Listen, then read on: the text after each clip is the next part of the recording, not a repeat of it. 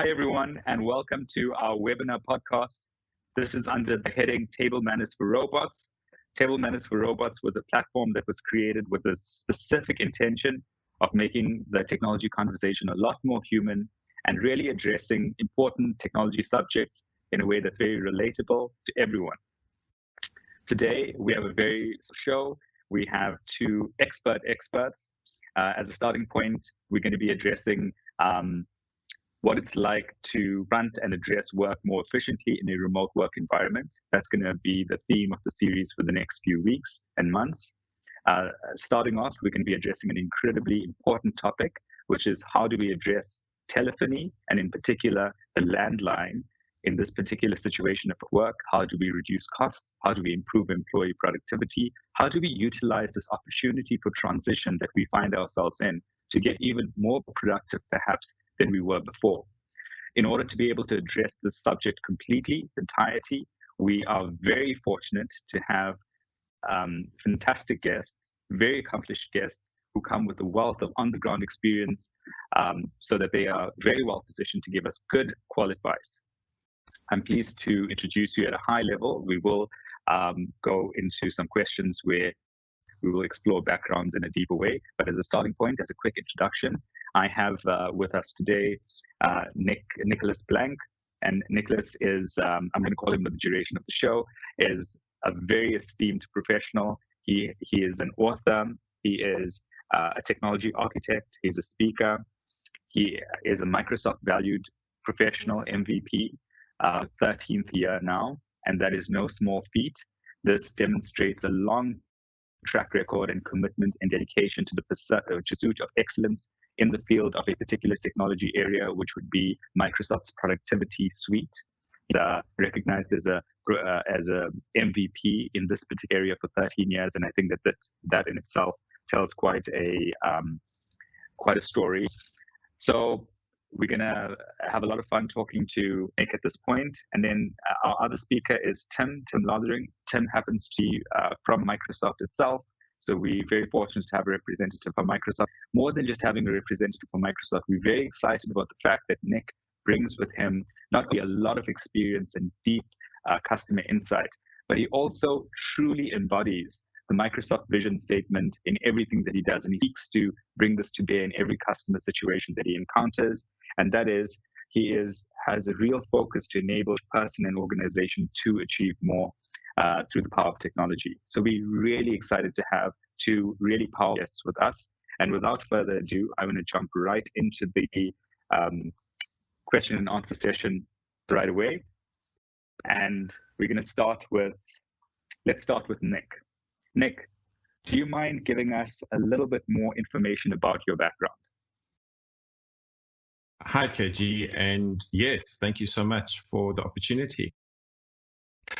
I am three things today, and I am, first of all, the CEO of my company. So I've been running NBConsult for 9 years, and I've been solving customers' problems for 9 years.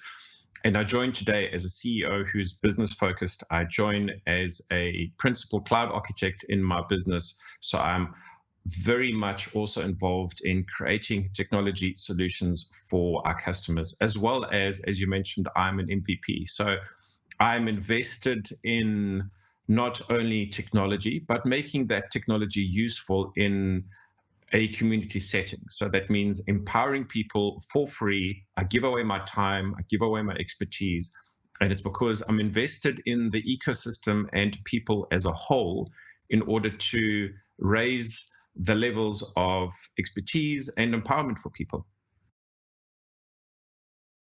Thank you, Nick. Tim, what about you? Tell us a bit more about your background.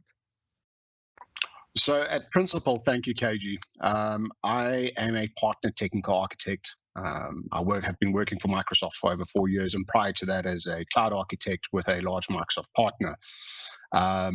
With over 20 years of experience in the Microsoft field, I have worked on anything and everything related to Microsoft. My mantra is to enable every person and organization on the planet to achieve more. And if we look at the term architect and what it means, if you had to look down, it has its roots back down into the Latin meaning of blocks, right, which is effectively drawing pictures. So I always introduce myself as the guy who loves drawing pictures. But today I'm coming to you as a seasoned expert around Microsoft Teams and the product and the platform that intelligent communications can bring to you. Fantastic. Thank you, Tim. So now let's go one level deeper. Let's go back to Nick. Nick, tell us, you've obviously accumulated a lot of expertise in a particular area of technology, and you've really spent a lot of time in the area of productivity and human productivity and helping people become more productive. What made you specialize and spend all of this time in this particular area? That's a great question, KG. I'm going to start with email. And I've been passionate about email for years and years and years. And actually, I followed email Exchange in particular into the cloud. And with Exchange, we had this thing called unified messaging, which was voicemail. And then we had integration into this other legacy technology. Well, it's a legacy now called Skype for Business. And with Skype, we bridged the world of purely digital with purely analog, which was copper. And in those days, it was quite exciting because we were taking these copper-based systems and connecting them up, and we were getting voicemail in Exchange as a result with voicemail preview and things we take for granted these days in the year 2000. And my gosh, it was exciting. And then, of course, that followed with moving into the cloud, and then we had things at cloud scale, and we looked at how could we solve problems that we had in business using the tools that were at our disposal. And the great thing was that the tools matured, Skype was depreciated, Teams came along, Teams voice came along, and we started being able to solve problems, voice problems, and dramatically lowering friction for customers at the same time. So what drives me around this topic is that we can solve real world problems, we can empower businesses, and that really isn't a pitch, that is the reality of why do we do this. And the reason why voice in Teams specifically keeps me excited is that we can solve problems that we couldn't solve yesterday, and the technology evolves and it gets better and it gets richer, and the value that we're able to deliver to our customers keeps on increasing. And I say that as a business owner myself who uses Teams voice, as well as an architect who tries to solve customers' problem and figure out where is the value and how do we deliver that. All right, fantastic. Okay, so Tim, I'm going to ask you just for that one-liner on what excites you about human productivity, and you talk about wanting people to achieve more. Why your interest in that area? What got you to this point? That is a great question, and it is a very difficult answer, but yet very simple. And this kind of leads on to the conversation of what is our biggest stumbling blocks today. Leading on Nick's conversation or his statements around technology and where it's come from a roadmap perspective, our biggest problem that we have today isn't the tech. It is the people, processes behind that technology. So the mantra of enabling every person and organization to achieve more really resonates well with me because it's about people and processes. Our biggest stumbling block today is communication. We have multiple platforms that we're using. If we take 10, 15 years ago, Nick, I'm going to steal some of your statements there with Exchange on-prem and OCS and then Link, which everything was on-prem, and then we were locked down by internet connectivity and bandwidth was an issue. Driving that conversation to where we are today with gigabit internet connectivity, 5G, that bandwidth conversation has been removed. The ability now to use an application on your machine, whether it be a desktop, whether it be a Mac, or even a mobile device, you can work from anywhere. We at Microsoft and many other providers have also brought multifaceted technologies together in intelligent communications. So I'm super excited to have this conversation with any customer and any partner to actually help them drive that human collaboration conversation further. Fantastic. Thanks for that great introduction, guys. Now we're going to get into the meat of the discussion. So I know that you guys are incredibly expert, you're incredibly technical, and I know that you want to talk some fancy terms, like you're using some terminology that we probably don't really understand, things to do with exchange and things to do with Skype for Business and blah blah blah. So what I'd like us to do is just let's just bring the conversation down to the average person, information worker sitting in front of his computer, the average business owner out there, and let's start the conversation there. And we're going to work our way up probably into a deeper, more technical level. So for now, let's go to you. Actually, let's just go to Tim on this particular question. Let's start with a very basic question.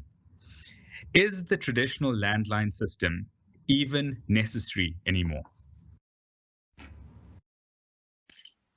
Yes and no.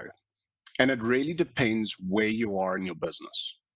Do you want to go forward? And I don't want to lean on the COVID-19 situation too much, but I feel that with the fourth industrial revolution that has been on our doorstep for the last couple of years, and this conversation around digital transformation, and it's not just a case of transforming a paper-based system into a file sitting on a digital repository, but actually changing the way that you do business.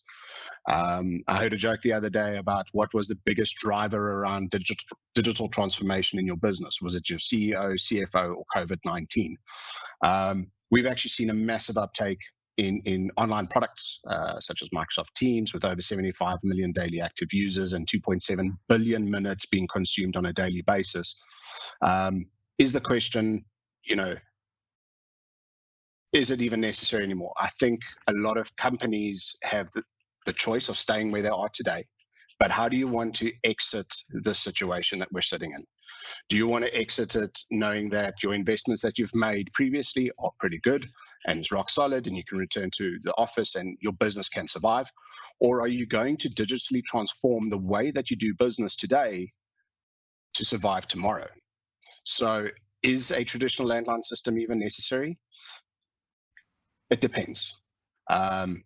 With the work from home scenario that we have, or the work from anywhere scenario that we have right now, the ability to bring a collaborative platform into your home or on the road or wherever you may be working from, versus having to be stuck to or tied down to a VPN or maybe physical office space, it really depends. My personal answer is no, because it's around that enablement of every person again. And having a single pane of glass or a hub for teamwork makes more sense to me as a single pane of glass to access all your services. All right. Okay, so let's dig a bit deeper into this point. Tim, we're probably going to hop over to you at this stage.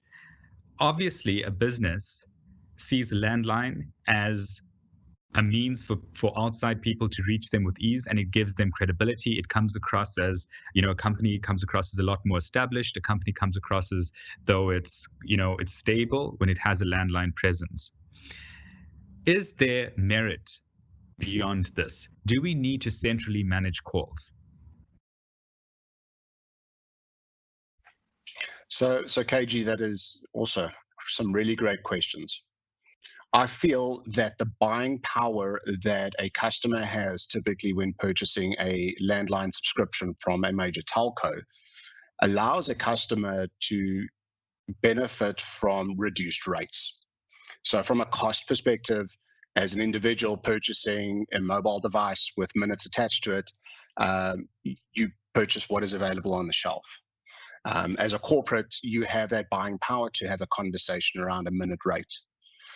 You spoke about a presence, all right? If we take it, 15, 20 years ago, if you didn't have an online presence, with a dot-com boom, it was great, it was fine. And then post that, today, if you don't have a website, are you credible? I think the conversation around bringing a landline, does lend itself to a credibility conversation, as opposed to a mobile device. I feel that the conversation around contacting someone from a sales division on his cell phone to get a quote is a little bit more impersonal. Whereas if they have a number, it means that they're established, they have experience, they've been around for a while, they have invested in their own infrastructure and platform to serve customers. Whereas if a cell phone or a mobile device is used more for, I can't reach you on your landline number, I need something urgently from you, please give me a shout. There are also limitations around mobile devices that we're all familiar with, barring the fact that it's a small mobile device and it runs off a battery. The ability to park calls and to transfer calls in between people without having to drop that conversation with a user or a customer rather is critically important. An analogy or an example of this might be a customer phoning in for a quotation on, laying grass or purchasing a service. If you have to tell the customer, please call me back on a different number, that breaks that conversation and you potentially lose that customer. We know this all too well, and it's a much better experience saying, please hold on while I transfer you to someone who can deal with this question. You're not breaking that conversation, and it feels like one cohesive one cohesive conversation. Thank you for that, Tim. Let's go to Nick now. So Nick, the reality is that landline costs have always been a very substantial cost for businesses. Landline costs are one of those things that we accept almost as we accept rental. It's a necessity. Times are changing.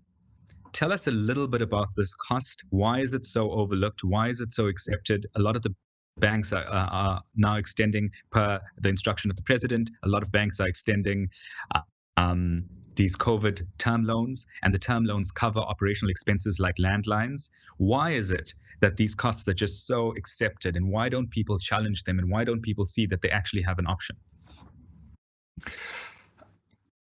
It's because partly we all hate change of one form or another. And to tag onto what Tim was saying, a telephone number, a PSTN telephone number, that 011 something, when Tim phones me, tells me that Microsoft from their Bryanston office is phoning me. And that's a very difficult thing to let go. And that also means that I'm established in the way that I want to do things, and I've always done things in a particular manner.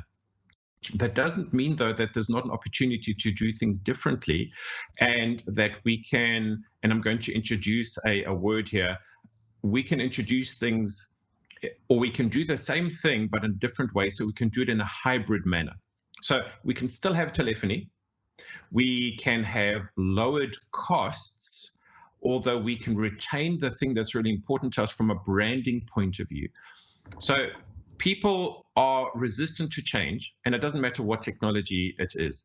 And we need to remember that just a few years ago, we were doing seminars like this around you can trust the cloud. You can put your email into the cloud. You can have spam handling systems in the cloud. It doesn't need to be in your own data center. And I think when you are doing any kind of a change, the first thing that we need to do is establish trust and give our customers a reason to trust something that is different. And that includes being able to bill and pay things in a different way from how we used to do it with any one of the telephony providers that are out there. All right. This is a very important point that you mentioned. You mentioned about the landline being associated with brand. So your landline becomes an extension of your brand. So if someone from Microsoft is calling you, you know that someone's calling you because of that identity that the landline brings. So from what I hear you saying, the landline isn't necessarily going to disappear tomorrow, despite the fact that the COVID-19 remote work impetus is driving very substantial change. It's not like we're going to just disappear tomorrow. So taking that golden nugget into account, what would you recommend business leaders do to handle this challenge where they don't want to give up their landline, they don't want to lose this identity that they've taken probably decades to build, but at the same time, it's also a very impractical cost if it cannot be used in a remote work situation. What is that high level guidance from you on what action a business leader should do? I would say don't give up on your identity, because you don't need to. the laws that we have in our country allow for number portability. So I can take that 011, that 031, that 021 number, whatever is important to my business, and I can port that onto a different technology. Now, that technology here, for example, could be Teams direct routing that allows me to take a call into my company or appear to be coming from my company and then route it accordingly. So I retain that branding. However, I'm able to embrace a hybrid model where I still have that branding, I still have that number and that identity, but I'm able to do more with it now. And that more is a whole raft of features that we can unpack, which effectively boils down to what do you need as a business?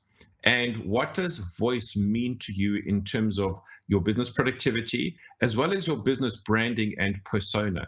And the good news here is that we can retain that while still modernizing and massively being able to drive down costs because we are not beholden to a single provider of the service anymore. Wow. That sounds pretty exciting and tantalizing, and I'm sure that you're quite tempted to go into more technical detail, but I think it's a great entry point into the discussion. Let's move over to Tim very quickly here. Now, Tim, I know that you're an expert, and I know that you're a super smart Microsoft guy, but if you could please just say it in a way that I can understand. I want you to just go a little bit more into the actual solution here. What is your version of an ideal telephone solution in today's remote work environment, taking into account that it needs to be relevant even to the smaller businesses out there who don't necessarily have incredibly deep pockets? What is your guidance? It is a very good question. So in my world as an architect, I've worked for a variety of companies, IT, gaming, hospitality. And the one thing that I've always found lacking 10, 15 years ago was the multitude of platforms that I had to switch between to conduct one line of business app or one line of business process. My ideal solution is a single pane of glass where I can send an email, I can receive content, I can collaborate, I can make calls, and I can join meetings.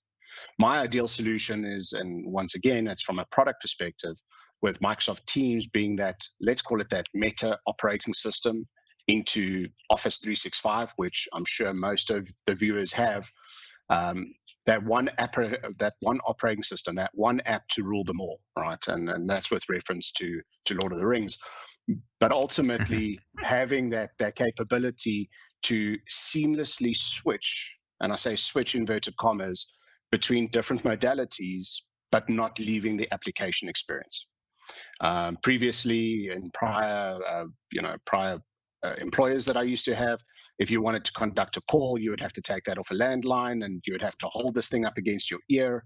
And maybe if I was a bit fancier, I could go ahead with a headset solution, but it would mean that I'd need to exit and drop what I'm doing to open up a different application entirely. And this kind of leads on a different conversation around resources available to machines today. As your machine gets smaller and lighter, quicker and faster, you're obviously trying to make sure that you're not using unnecessary processes on your machine. Having multiple applications installed and open at the same time causes an issue when it comes to resource availability on that machine that you're using. An example is if you're running a third-party PABX piece of software, or even Skype for Business as a client, and you're running email, and you're still running a collaboration platform like Teams, and you're running multiple browsers, I'm sure if you had to start looking at your processes, that conversation would very quickly materialize on your 8 gig machine.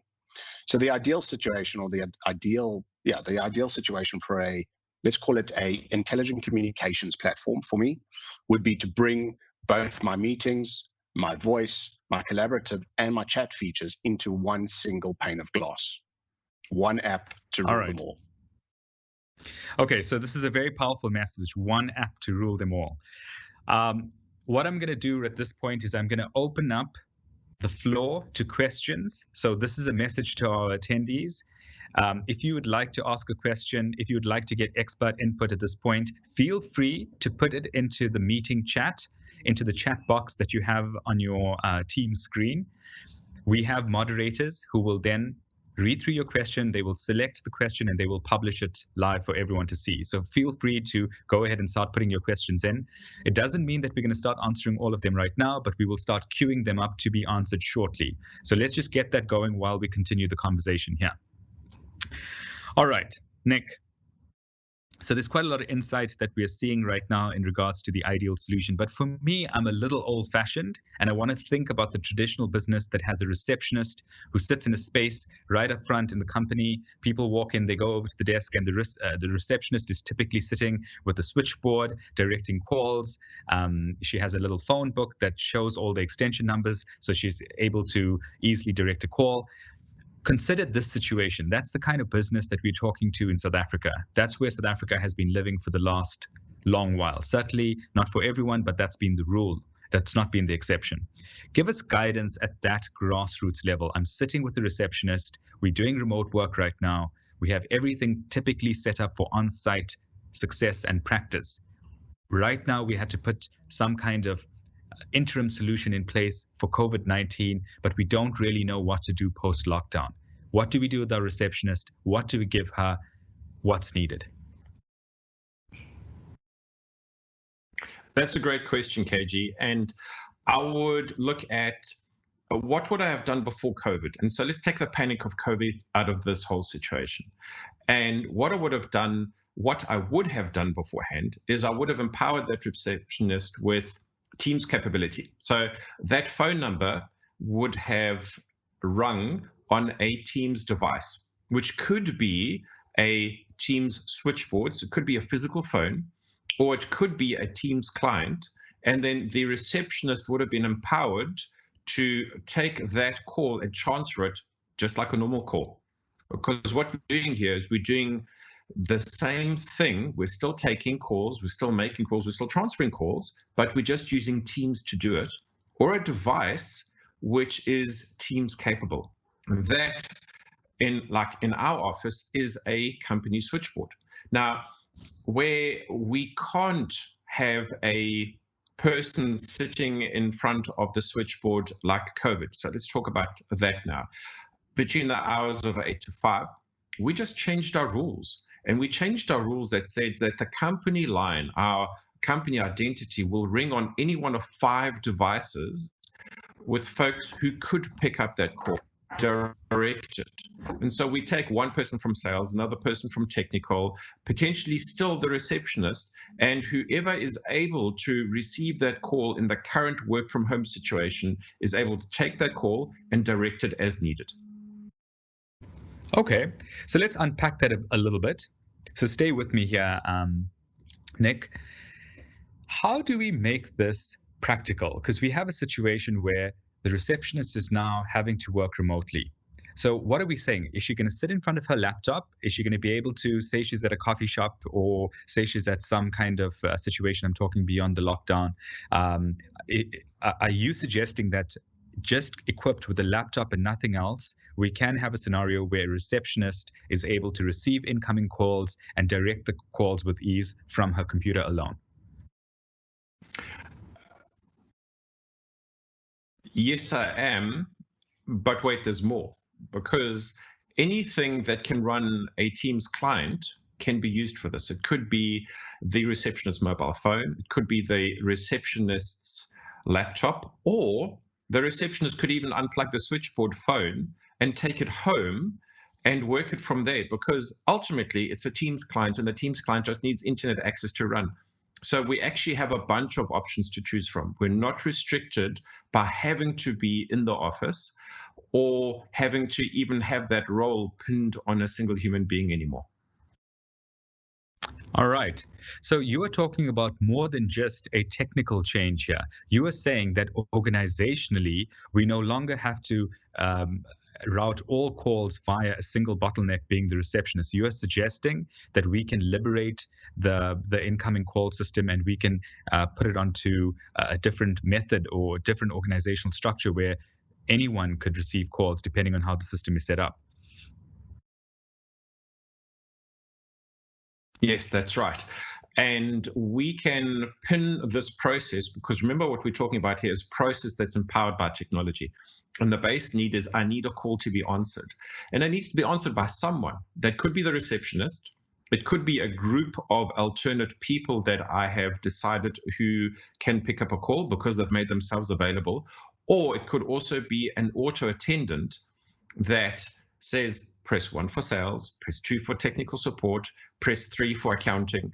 Because those have also been around forever. And those auto attendants we can also still do with Teams. All right. This is excellent insight. Now, hearing what you have to say, I'm starting to get the idea that comparing our existing method or system of having a receptionist at the front desk, answering calls and directing it as needed, I'm getting the sense that we're not comparing apples with apples when we are looking at that kind of infrastructure against what you guys are proposing or what you guys are suggesting as the ideal solution.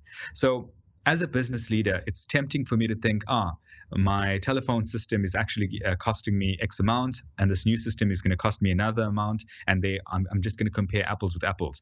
How would you advise, let's go with Tim for this one, how would you advise, Tim, that business leaders look at this equation? Is it fair to just make that comparison at a very simple level, or are there other things that should excite the business owner so that even if there is some kind of perhaps some initial investment, something that would cause him to actually be willing to spend that extra cash because it's not a fair comparison against a pure telephone line? Absolutely. So my take on this is more around where do you want to go? We prefaced the conversation or the start of the webinar with, do you want to stay where you are now? Stay the same, or do you want to move forward? You cannot compare Teams voice or direct routing head on head with a cloud PBX. And yes, there is a premium on that if you compare it to other systems that are available freely on the internet. But once again, this is a disconnected system. Bringing voice into Microsoft Teams allows your people to have high quality calls. And I mean, we support a variety of codecs and high bandwidth or even low bandwidth calls to help you with those conversations around bandwidth consumption. But it is not a fair comparison because you're comparing a traditional PABX that you can pick up the phone, dial a number, have a call and put down with an AI-based intelligent communications platform where we now start talking about things like cloud recording, right? Recording of those calls that are stored in the cloud, not like the legacy or the previous generation of Skype for Business, where that recording would have happened on the actual endpoint or the desktop, and then having to distribute that via a file server or some mechanism, where all of this is stored directly in the cloud with everyone that was included in that conversation having access to that recording. It's not just about making that call. It's about what do we do before that call, what do we do during that call, and what do we do after that call. So we refer to this as the before, during, and after, especially in the meeting space. The preparation of a call and the continuation of a conversation extends more to just the spoken voice. And now I'm going to start leaning on other technology modalities inside of Teams, such as meetings, where a conversation could be had with a product, with a team on email traditionally, and you would have to forward this thread backwards and forwards. You'd set up a meeting to converse on a topic, and then someone in that group would say, "Hey, listen, please forward me the email so I can get back up to speed." We're all very familiar with this. Whereas from a Teams perspective, that conversation happens in that meeting space or in that channel or in that team, and there is no need for backwards and forwards emailing, attaching documents, consuming mailbox space. These are real things. People are concerned about how much space is my mail using, how much space am I consuming on my file server, that kind of stuff, right? Bringing that into a cloud space means that I don't need to worry about where that document is stored. And by way of example, if I had to send out an architecture document for a solution that I'm designing around Teams, and this document is 5 megabytes in size, and there are 10 or 15 people on this mail thread, imagine the size that that document consumes on the mail server to those 5 people or 15 people that I'm sending it to. Then there is now 10 iterations of this same set document, and now the exponential volume of that document or the size of that email is now hundreds of megabytes. Whereas if it was just stored in a central place where you can collaborate and co-author, you're reducing your footprint from a storage perspective. So comparing the voice platform of Teams versus any other traditional PABX or even other cloud PBX solutions, it's not fair, because Teams does so much more behind simply bringing a dial tone or a telephone number straight to your desk. All right. Thank you for that. That's very insightful, and it definitely does break it down from this big solidified cluster of solutions, which is all under the heading of telephony, and it does make us realize that there's a lot more behind this productivity question. Now let's have a look at some of the questions that are coming through here. We do have some good questions coming through. Anonymous would like to know, would it be prudent for the organization to first adopt and embrace a mobility policy first and then change to some kind of business process to enable teams? So we can let's have Nick address that. So this is about policy, and it's about, should we adopt a mobility policy first before we enable a Teams environment? I would actually start with understanding what is it that we're doing from a voice point of view. And there's no point in adding automation to a bad process. So we need to do two things. We need to understand what does Teams enable us to do. And if I'm competing with traditional copper, it's a bunch of things. And those unlock business scenarios which are massively empowering. So if I just look at traditional copper versus what Teams is able to do, there I look at what are the business opportunities, what can I do, and then what do I want to achieve out of those. So what I would do is I would do Teams literacy within my business. I would make sure that people understand what Teams does. So definitely there would be a change management process that teaches what Teams does. I would then add voice on top of that as a secondary layer. And then I would then do the modernization that I'm able to do with Teams voice as a third layer, because we mentioned earlier in the call that we all battle with change. And part of the reason sometimes why as a business we stay with copper is because we don't like change. So we would have to look at a staged process that looks at the change and adoption management within the company to transition over to Teams as a client, then gain efficiencies within that, use it as the gateway that it is to Office 365, and then, of course, add voice onto that. If voice is a primary focus, then it's really easy to do Teams training, gain Teams literacy, look at the mobility scenarios that we're able to empower, and then do adoption and change management towards that. And then if we want to add other workloads on top of that, I wouldn't, though, only look at voice and Teams. I would look at the other things that Teams does to drive productivity at the same time, though. Okay, perfect. Good. Attendees, this is another announcement, broader announcement for the entire group.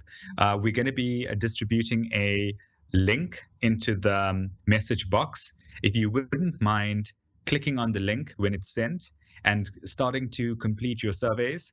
We have special surveys that were created for this event. We want to get your feedback. Understand that this is a new series of events that have been launched. We want to make sure that we're getting it right. We want to make sure that we're continuing to improve.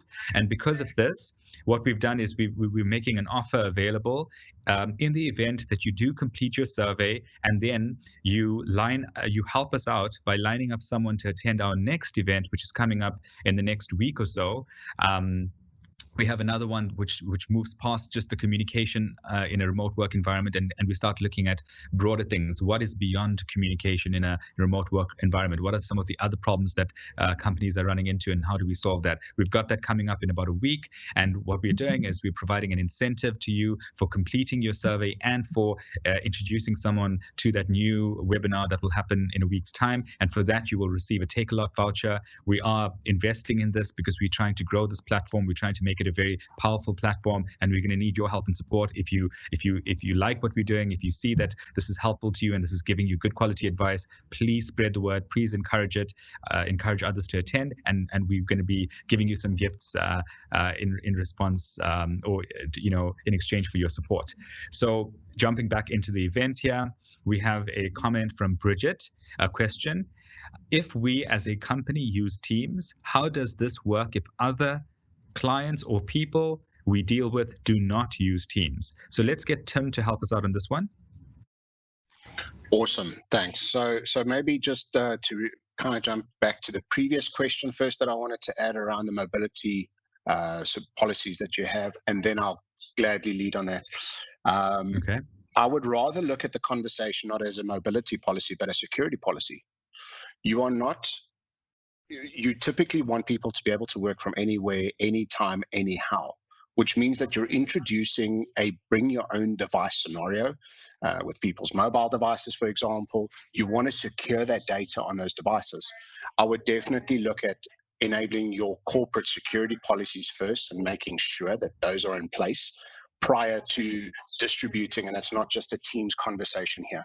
This is a platform conversation. You do this with your on-prem technologies today. I would definitely look at enabling your security policies in the cloud first and making sure that you're addressing compliance, data loss prevention, corporate governance policies. What happens if those users lose those devices? What happens if the devices are misplaced or stolen? So, having that conversation, such as multi-factor authentication enabled, bringing in multi-passworded platforms, so you have to apply a PIN to your phone and then a SIM PIN and still locking the device remotely. That is critical to your business prior to bringing any platforms or any services on a bring your own device scenario. Onto the question around if we use Teams but no one else does, how do we interoperate? From a technology perspective, Microsoft Teams has a capability to bring in guests into a Teams environment.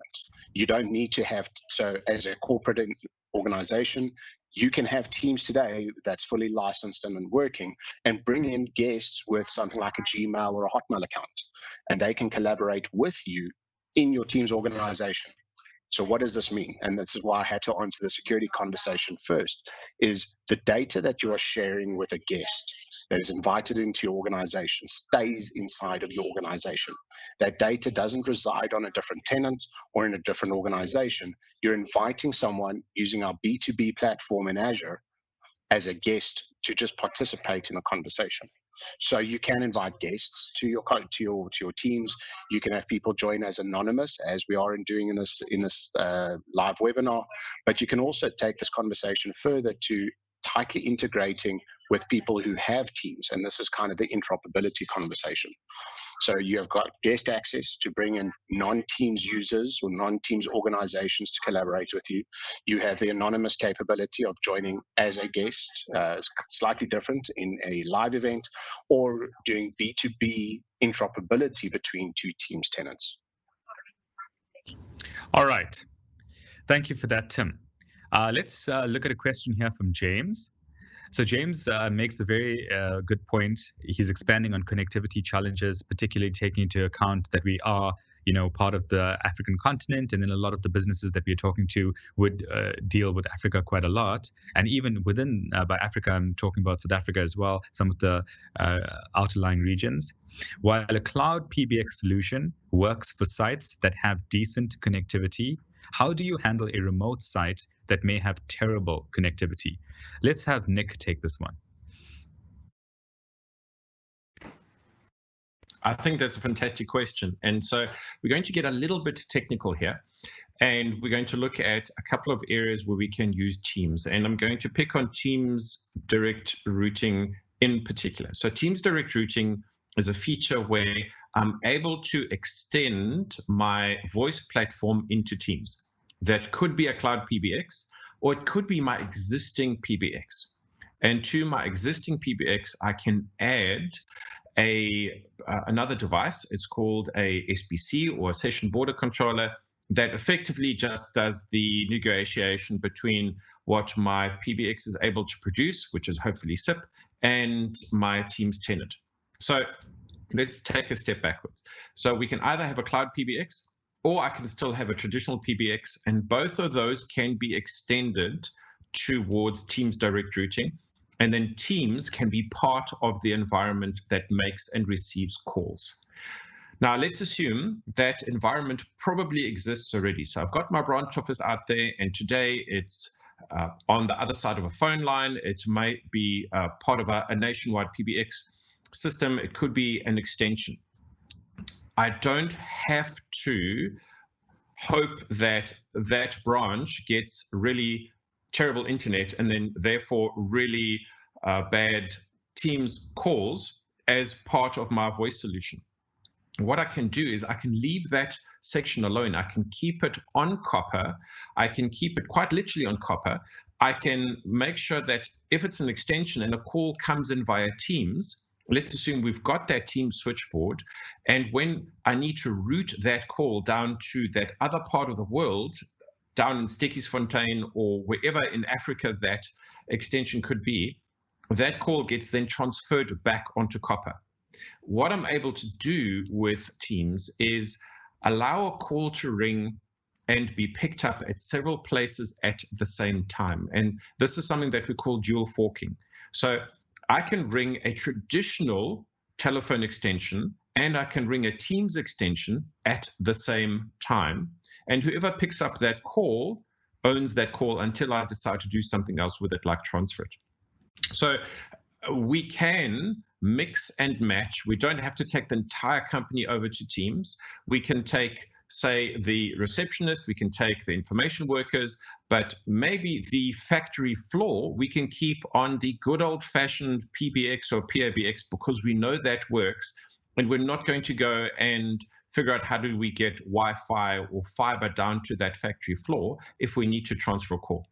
So the short answer is we can keep our environments where it makes sense to do so, and we can modernize those environments of ours where it makes sense to do so, and we can do that in a hybrid model. Fantastic, really comprehensive answer. And I know that I'm feeling a lot more comfortable with the prospects of transitioning over on at least a hybrid situation as an interim situation until such time as infrastructure develops. And the fact that there is that flexibility inherent in the solution gives a lot more relief for a decision maker to take a big decision. Again, attendees, an announcement for you. We are trying to grow this platform. We are trying to encourage many people to attend, and we're also trying to get the best speakers to continue to get the best speakers, to attend and give us advice and do all of this at no cost to you. So please do us a favor, give us feedback, click the link that's sitting in the Q&A box. You will be in line for a Take-A-Lot voucher if you do that, and recommend someone to attend the next upcoming event. If you just complete the survey electronically, you'll receive something that will get you to receive a Take-A-Lot voucher. So please make sure that you're completing your event surveys. That's very important to us to allow us to keep doing this. All right, let's look at another question here. The reality of load shedding. What is the effect that comes from France? Perhaps Tim, if you want to just give us a quick comment on that, and then we're going to go on to the next question fairly quickly because I want to wrap at least 2 more questions before we close off. Thanks, KG. So the reality of load shedding, and I'm going to use this as an example. I'm going to use myself as a typical example. As an ordinary South African, the statement of we're all in the same boat is probably not true, but we're all definitely in the same storm. So what I mean by this is we're all affected by load shedding in some way, shape, or form. So let's have a look at a technical scenario around load shedding. The data centers that Microsoft owns and has in South Africa is tier 3 data centers, right? Which means that they are typically serviced through multiple points of electricity generation, not just exclusively Eskom. So from a data center perspective, we keep that up and running. In the event that your power goes out at home or in the office, yes, your fiber infrastructure, your business data connectivity might be gone. But remember, you have the capability to run Teams on a mobile device. You have the capability to run off a laptop if you so have one, and actually continue your conversation. So bringing that PSTN call in and out of a mobile device can still happen. And then you're up to the powers that be when it comes to how long your battery life will last, right? So from an infrastructure point of view, Microsoft has this covered. So back-end cloud perspective, we have this covered. And our SLAs, which is 3 nines 5, make sure that we're always up. In terms of your endpoint and what happens with load shedding, I would say invest in maybe a really good UPS that will keep your internet connectivity on at home, which is what I've done. Because out of Maslow's hierarchy of needs, where Wi-Fi is at the bottom, we all joke about it, but the reality is internet connectivity is critical to our survival today. Anything from searching for online purchases, and if we look at COVID, people purchasing food and the likes, essentials, directly online is critical. So my advice is invest in a UPS system that will keep your internet connectivity up and running at least. I would say that almost TV is, the ability to watch TV isn't as important as having internet connection or decent internet connection. So we're good to be, well, we covered on the side of load shedding. You can move over to your mobile device if your internet connection drops, which means that it will use your mobile connection. So I hope I was able to answer that. I see I got a thumbs up for that question. Thank you very much. All right. Thank you for that, Tim. This is very insightful. Let's go to Nick now, and we're going to look at this next question from Nishan. It's a good question here. I think this might be the last question so that we wrap on time. Or if you answer this very quickly, we'll be able to squeeze one more in. Given the pandemic, all businesses are looking at reducing their costs. Has a benchmark exercise been done that shows the cost of migrating from a traditional PSTN copper line, PBX, to a Teams environment, especially for small to medium businesses? Nick, this one's for you. Thank you for that one, KG. I'm going to talk from numbers that we have internally that we've done for an actual customer. And we migrated them out of a traditional copper-based environment onto Teams. And bear in mind that when you do that and you have portability, you are able to then choose who becomes your voice provider. And for this particular customer, we were able to produce a minimum of 20% ongoing costs, besides the fact that we're able to scrap an entire legacy system with the power, cooling, and physical requirements that went with that. And we were able to realize 20% savings on actual call costs month on month. And then as we further optimize that, depending on looking at the spending patterns, where can we take traffic on net versus off net? So what can we put into Teams where it effectively becomes a free call? I am able to realize further cost savings. So the number to take away here is that for one of my customers, I was able to create a minimum of a 20% cost saving by moving them onto Teams off a legacy system. Okay, that's very insightful, and I like the fact that you're giving us a tangible number. I get that it's based on one use case, so it's definitely not a full comprehensive study. It's anecdotal, but it's still valid and it's still a relevant benchmark that we can think with. So thank you for that. Folks, again, a message to the attendees. Before you hop off this call, please take a minute to complete the survey. The link is in the Q&A box. Very important for us to know exactly how you feel, where we can improve, and what we can do better to serve you. You will receive a Take-A-Lot voucher. I've said it a few times, so I'm not going to keep hopping. I think we're going to end off now on one final question.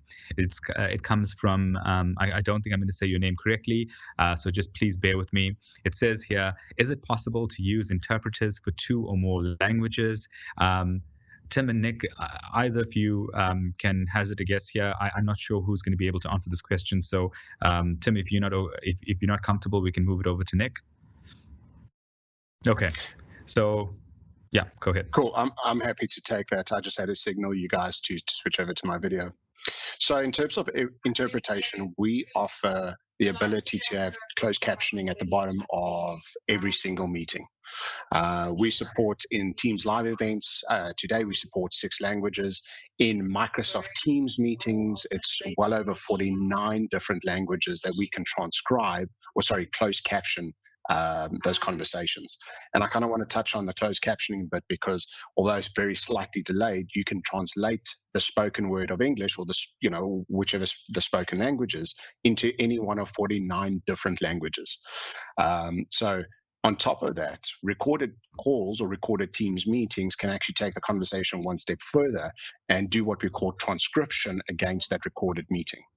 So with this call and kind of leading onto the conversation of call recording and sitting in the cloud, once a call is recorded, the transcription service kicks in, takes the spoken language and transcribes it, which allows you to start executing things like DLP and corporate governance against those. There was a very good use case in legal offices with attorneys and so forth. Can't really mention names, where the time, the cost, and this kind of leads on Nick's statement earlier of reduction of costs, is more around the time it took to transcribe a recorded conversation that an attorney had with a client. So what had happened is they did a POC and tested this ahead and said, right, let's record the session and see what the transcription does for us as attorneys and how much time can we actually save outside of actually manually transcribing those recorded calls. We found that the productivity of the said legal firm actually went up because now they can see more customers and the transcription service runs in the background automatically for them.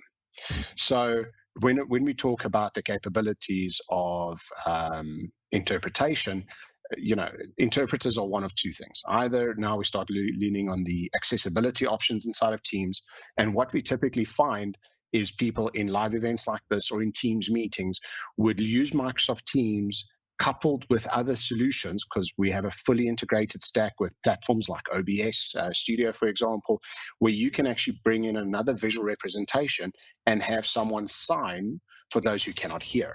So we have the closed captioning, which can translate in 6 languages for live events, over 49 languages for Teams meetings, and then you can bring in your own solutions to allow that visual representation for accessibility. And before I kick off, I saw there was a one-liner around what do we do around the small businesses environment, and I'm going to kind of start it, and I'm going to have Nick take over here. Is Microsoft announced a business voice SKU available to business standard, premium, and M365 business customers to allow you to bring your PSTN into Microsoft Teams. Prior to 1 April, this was not available, and you had to opt for an enterprise SKU or an E-SKU. As of 1 April, we've announced that you can actually purchase Cloud PBX functionality or Teams direct routing for your business SKUs. Nick, do you want to maybe add on that and what NBConsult can do around this? I'd love to, Tim, and thank you for the opportunity. So I'm going to be very cheeky here and say, if you are an SME or you are a micro SME, then we can handle that exact scenario. Our smallest customer who's using Teams today in this type of scenario is one user, literally a one-user company, and our largest is several thousand. And so what we're able to do is, because of the licensing that Microsoft has made available, we can, and to use a beautiful word, we can democratize this technology to make it accessible to everyone, irrespective of the size of the company. It's difficult to argue with a micro enterprise that is one user large, not small, large, because that one user enterprise has the potential of growing into something magnificent. So with that, the smallest customer we have is one user. If you're a micro SME, you need to go somewhere, then absolutely yes, we can do something about that.